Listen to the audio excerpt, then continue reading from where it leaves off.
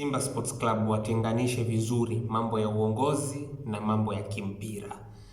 Kwenye hiyo klabu yao wayatenganishe vizuri tu, wayaachanishe vizuri tu mambo yanayohusiana na transformation, wanachama, magori, mangungu, wayaweke upande mmoja, wauache mpira ubaki upande mwingine.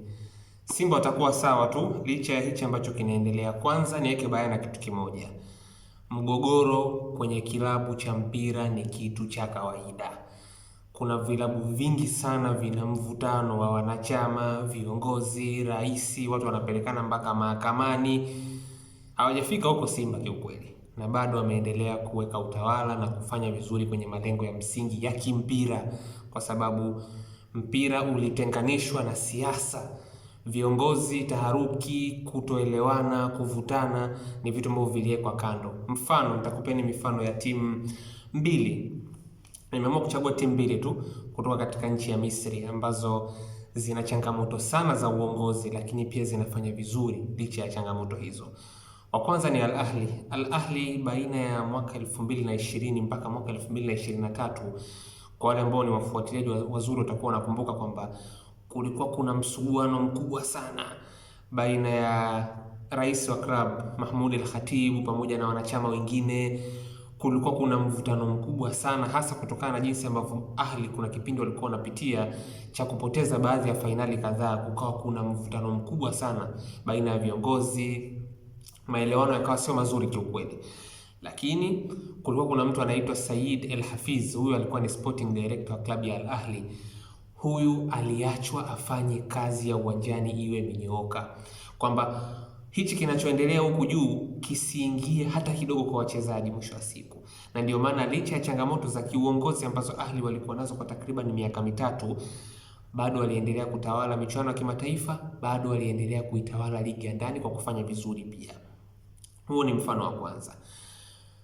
Mfano wa pili ni wapinzani wao wakubwa Zamalek. Zamalek msimu wa 2021-22 kuna kipindi ilifika hatua namna uongozi ulivyokuwa unavutana, kulikuwa kuna mpaka kupelekana mahakamani kwa baadhi ya viongozi pale Zamalek. Lakini hiyo haikuwazuia wao kubeba ubingwa wa ligi kuu. Ubingwa wa ligi kuu waliuchukua wao msimu huo, lakini pia walibeba ubingwa wa kombe la shirikisho wakiwa katika nyakati zao dhaifu zaidi za kiuongozi. Kukuwa kuna mvutano, hakuna maelewano. Kuna kipindi taarifa zilikuwa zinaweka bayana kwamba mpaka mishahara ya wachezaji wa Zamalek kwenye ule msimu ilikuwa inachelewa pia kuwafikia. Lakini kwa sababu waliamua kuweka bayana changamoto za kiuongozi na changamoto na mambo ya kimpira, mambo yakawa yanakwenda vizuri. Kitu ambacho naweza nikakisema ni kwamba hata kwenye kipindi ambacho Simba walikuwa wanafanya vizuri, haimaanishi kwamba hakukuwa na changamoto za kiuongozi, lakini waliweza kwa namna moja ama nyingine kuyaweka mbele malengo ya kimpira, yakaweza kuwasaidia kufikia malengo yao mwisho wa siku. Na Simba ni mashahidi wazuri. Hata msimu uliopita viongozi walikuwa ni hawa, rais wa heshima ni huyu aliyekuja kucomment kwenye peji ya klabu, lakini walifika fainali ya kombe la shirikisho, wamekuja kupoteza ubingwa siku ya mwisho kabisa, na hakukuwa na shida yoyote kwa upande wa Fadlu Davids pamoja na kundi la wachezaji ambao walikuwa wanawaongoza. Kwa hiyo kumbe, wakiamua kutenganisha mambo ya kiuongozi na mambo ya kimpira, vitu vinaweza kwenda mwisho wa siku. Wametangaza nafasi ya technical director, wafanye wamlete huyo mtu, mambo yao yanaweza kukaa sawa wakijua namna ya kutenganisha siasa, uongozi na mambo ya kimpira.